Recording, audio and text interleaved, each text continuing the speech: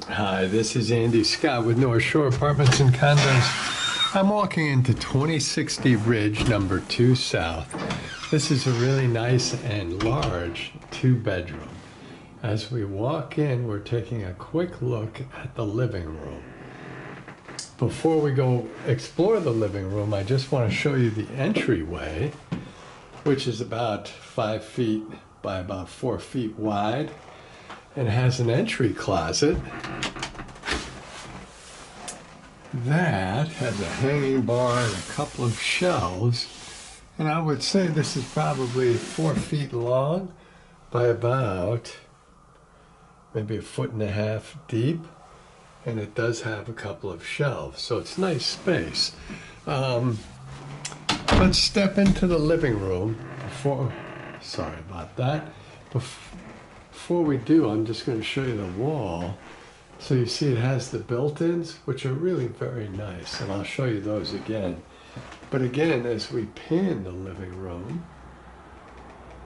we see a nice big room, hardwood floors. The windows are facing east, and at the very far end of this picture, you see one of the bedrooms. The bedrooms are basically identical size. I think they're within 1 square foot of being the same. The windows again are facing east out onto Ridge. If I spin around from the windows and go the other way, you get the full effect of the built-ins that I really like, and you see the front door and the entry area. If I keep going, you get your first look at the separate or formal dining room. Let me go this way a little bit towards the dining room and this way a little bit towards the bath and the bedrooms and give you one more look at the living room. East facing windows, hardwood floors, built-ins. The length of the room is probably 13, 14, maybe 14 feet, and the width would be 12 feet, so it's a good size. And if we keep spinning, we see the textured walls, the decorated walls, the windows, and the overall size of the dining room. The dining room is also a big room, probably about 9 feet across by 12 feet long. And you can see there's room for 2 tables in here. The windows are facing west, which is the back of the building. Again, if I turn to my left, you see the second bedroom. But before I do that, I'm going to walk in and just take a look out. There's sort of a reverse courtyard going on back here. Laundry and storage are out the back door. So from here, you see the big radiators, so it's radiator heat. Again, you see the decorated walls, hardwood floors, and there you're looking into the living room. It's really a nice big room, and it's contiguous space between the living room and the dining room. The kitchen is sort of a standard vintage kitchen. The back door, like I say, leads down to laundry and storage. It's bigger than most kitchens, though, more spacious. So you've got a stove and a refrigerator. I'll walk towards the back door, but on the way to the back door, you see you have room for furniture. The window again is facing west into the back of the building. But if I go from the back door, that sliver there is the dining room. You see new cabinets, a little bit of counter space, twin stainless steel sinks, some storage underneath the sink. The original butler's pantry with cabinets and drawers, a little spice rack sort of thing. More cabinets over the stove, and a newer stove that is a full-size gas stove. So I'm going to step back and just show you the stove for a second and the cabinets above. You can see the stove really isn't used that much. It's super clean. And if I open it up, the same is true inside. Very clean. And we will, of course, it's occupied right now. We will clean it again before anybody moves in. Cabinets are standard cabinets. They're maple cabinets, 3 shelves, Shelves are about 10 inches deep. The whole unit is about 2 feet high. The spice rack you saw, in between the spice rack and the stove, is more space that they have some furniture in and a little oven.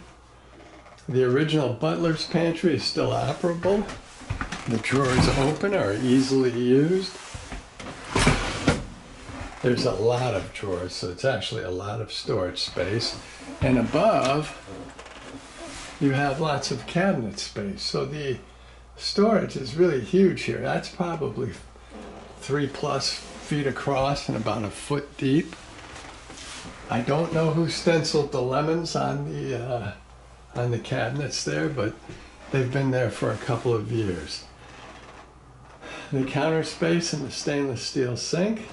Water pressure is very good in this building. You see it works well. We have a hose attachment for dishes. I don't want to fool around too much. You can see that it's occupied. Underneath is nice and dry and can be used as storage. On either side, you have a drawer and another deeper cabinet that can be used for pots and pans. So that's kind of nice, and you have one of those on each side. I think I showed you, these are going to be identical cabinets to what I showed you on the other side. About 2 feet high, 10 inches deep with 3 shelves. You have an outlet by the sink, another outlet against that wall. So you can plug in, you see the microwave, the toaster, and other utensils can be plugged in very easily. So let me see if I can do this in a make sense way. There's the stove and the cabinets. That's the tenant's furniture, the spice rack, the original pantry area, more cabinets, stainless steel sinks, more storage underneath, countertop, and the fridge is a full-size fridge. Oops-a-daisy, with a freezer on top with shelves to the right. And oh, these guys are good cooks. Lots of storage downstairs, crisper drawers, butter dish, and shelves to the right. So that's the kitchen. And if we come back out of the kitchen, and again, I'll turn around one more time. Back door, stove, fridge, storage to the right. We come through to the dining room. The dining room is contiguous with the living room. And we're going to go past what I called the second bedroom toward the first bedroom. But before we get there, take one more look at the living room. And here you see there's a pass-through to the bedrooms and the bathroom. Bathroom is a standard vintage bathroom with a pedestal sink, standard vintage toilet or commode. Nice tiles on the floor, little extra space for some furniture. There is a radiator and radiator cover. Tiles are nice and clean in the shower area. The shower height is probably 6'2", maybe 6'3", so that's pretty good. We'll check the water pressure in a minute. First, we'll take a look at the sink and the water pressure here. Yeah, pretty average. And of course, that's just the hot water. There is a medicine cabinet. Whoopsie-daisy. Has 3 shelves, an outlet, towel bars. There's a towel hook, another towel bar here. There is the vintage commode and the bath, nice and clean, even though it's occupied. You can see, oh, I'm sorry. When I move too fast, the lighting changes and the thing goes haywire. Come on now. There we go. Move a little bit slower. And you see hot water for the tub. And then if we go up top, you see handles for the shower. I'm just going to test the shower. So we're going to go handles for the shower. And that's just the hot water. We'll give that a twist. And you can hear the water pressure is nice And you can see the water pressure is nice.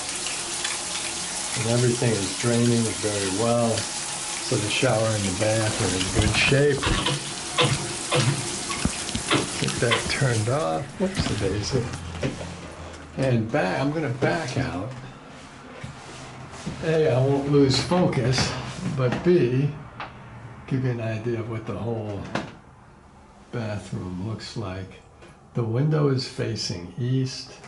Again, we have the vintage tiles on the floor, vintage commode, and pedestal sink. So that's the bathroom. Next to the bathroom is a linen closet.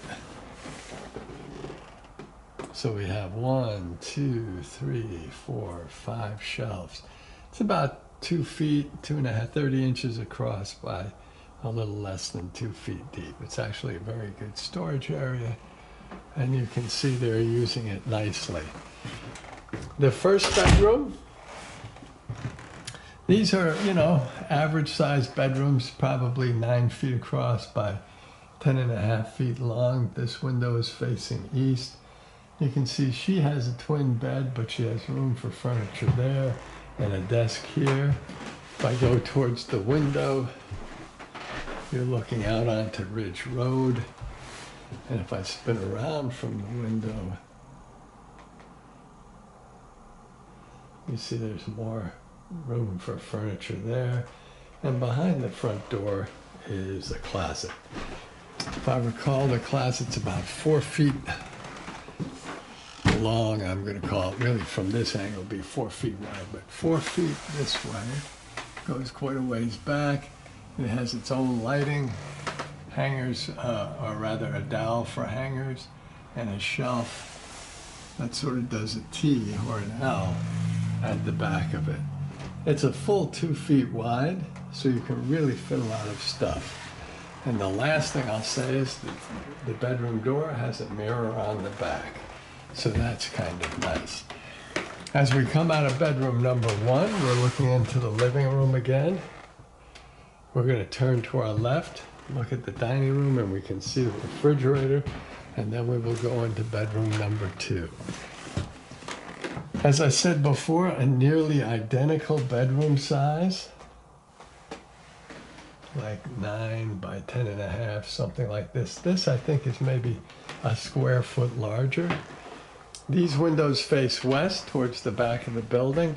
I can't really get to them without climbing over stuff, so I didn't open them up, and I apologize for that. But I don't, obviously it's an occupied apartment. Room for a workstation, and the same size closet, really. Let me just go in here. There is a light switch in here, but it's not easy for me to reach. So yeah, this might be a 1/2 foot less length in the closet area and a little bit deeper. So like I say, almost identical square feet. There, she's got some more bedroom furniture. This one is a little fuller, so it's a little harder for me to show. She's got a queen size bed, workstation. Tried to show you the closet. There are outlets on 3 of the walls, I think, in both of the bedrooms. Very nice. I mean, this is a terrific 2-bedroom, especially since it has this big dining room that gives you lots of flexibility in how to use the space. So we come out from the 2nd bedroom. We see the decorative walls of the dining room. We go towards the living room with east-facing lights, which is a good-sized room. And that would take us back to the front door. Thanks for watching.